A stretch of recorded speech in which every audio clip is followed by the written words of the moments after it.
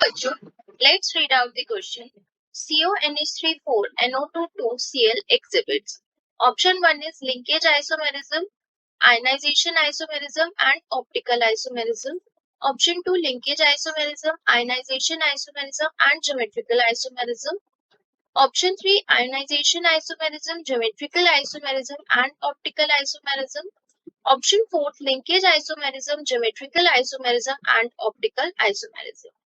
आपको यहाँ पे एक कोऑर्डिनेटेड कंपाउंड दे रखा है, एक एंटिटी दे रखी है, उसमें आपको ये बताना है कि वो लिंकेज देगा, आयनाइजेशन देगा, ऑप्टिकल देगा या ज्योमेट्रिकल देगा। इन चारों को पहले हम पढ़ते हैं कि ये क्या होते हैं। So we will talk about its key concept. सबसे पहला की कॉन्सेप्ट हम इसमें पढ़ेंगे, ऑप्टिकल आइसोमेरिज्म क्या होते हैं। ऑप्टिकल आइसोमेरिज्म, ऑप्टिकल आइसोमेरिज्म वो होते हैं जिनके अंदर कंपाउंड्स जो होते हैं हमारे कोऑर्डिनेशन एंटिटी, उनके अंदर नंबर ऑफ एटम्स तो सेम रहते हैं लेकिन उनकी अरेंजमेंट क्या रहती है, डिफरेंट रहती है। Coordination entity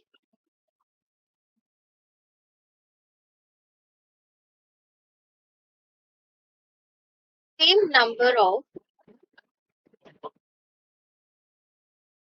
atoms but different arrangement, different arrangement, इनकी अरेंजमेंट क्या रहती है, डिफरेंट रहती है। Now move on to the second concept. Second key concept है इसके अंदर हमारा लिंकेज आइसोमेरिज्म। लिंकेज आइसोमेरिज्म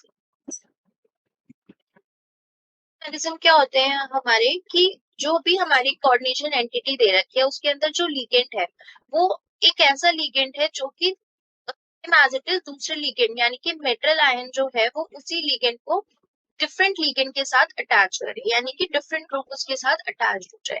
तो लिगेंड की जो बॉन्डिंग होती है वो क्या हो जाती है, डिफरेंट हो जाती है। Bonding is different with central metal atom,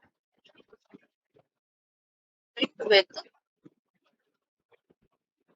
central metal atom. Move on to the third concept for this, that is the ionization isomerism.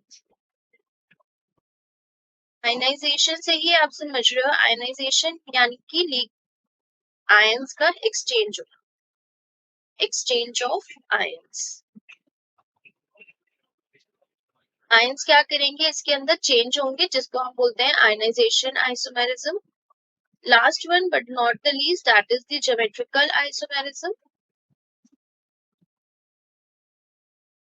Geometrical isomerism basically क्या देते हैं आपको, सिस ट्रांसफॉर्म देते हैं। It shows trans. तो अब आप देखिए अपना जो भी आपको यहाँ पे एंटिटी दे रखी है, एंटिटी है आपकी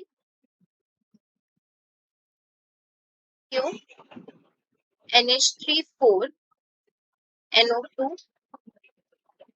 2 Cl, ये आपको एंटिटी दे रखी है। इसके अकॉर्डिंग अगर आप यहाँ पे देख रहे हो, ये जो आपका लिगेंड है NO2, इसको आप एक तो NO2 के साथ लिंक कर सकते हो, दूसरा ONO के साथ भी लिंक कर सकते हो। तो ये क्या दे रहे हैं आपको, लिंकेज आइसोमेरिज्म शो कर रहे हैं। ठीक है, तो पहला तो हो गया आपका लिंकेज आइसोमेरिज्म।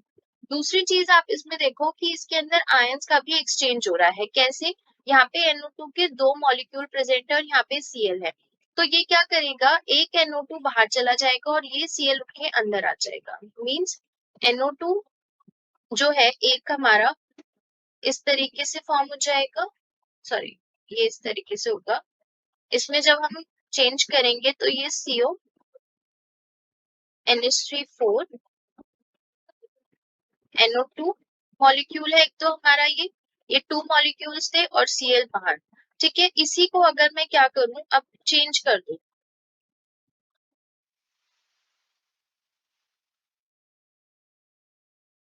चेंज यानी कि ये NO2 उठ के Cl के पास चला जाएगा और Cl हमारा अंदर आ जाएगा। तो ये कुछ इस तरीके से हो जाएगा। तो बेसिकली इसमें क्या हुआ, आयंस का एक्सचेंज हो गया। Cl जो है वो NO2 के साथ एक्सचेंज कर गया, तो आयनाइजेशन आइसोमेरिज्म भी इसके अंदर लग रही है। Now third one, optical isomerism और ज्योमेट्रिकल आइसोमेरिज्म। ऑप्टिकल यानी कि सेम नंबर ऑफ एटम्स तो होंगे लेकिन अरेंजमेंट डिफरेंट होगी, और ज्योमेट्रिकल आइसोमेरिज्म जो कि सिस ट्रांसफॉर्म आपको देता है। तो सिस ट्रांसफॉर्म, आप यहाँ पे जो इसका कॉम्प्लेक्स आपको जो एंटिटी दे रखी है उसकी अगर मैं सिस फॉर्म बनाऊं, CO कुछ इस तरीके से बनेगी, NO2 NH3 NH3 NO2 NH3 NH3। ये क्या है, NO2 जो है वो ट्रांस पोजीशन पे है, तो ये तो इसकी ट्रांसफॉर्म हो गई। यही अगर NO2 यहाँ पे लगा देती और जो आपके NH3 है वो यहाँ चले जाते, तो उसकी वजह से ये क्या देते, आपको सिस फॉर्म देते। तो ये क्या दे रहे हैं आपको, ये जो आपको एंटिटी गिवन है आपके क्वेश्चन के अंदर, ये आपको ज्योमेट्रिकल आइसोमेरिज्म भी दे रही है, यानी कि सिस ट्रांसफॉर्म भी गिव दे रही है। तो यहाँ पे तीन ऑप्शन जो दे रखे हैं आपको, लिंकेज, आयनाइजेशन और ज्योमेट्रिकल, ये फुलफिल कर रहे हैं इस कंडीशन को। तो जो आपका ऑप्शन रहेगा वो रहेगा option number 2। So answer for this question is option number 2, that is linkage isomerism, ionization isomerism and geometrical isomerism. So this is the answer for this question. Hopefully you will understood it well. Best of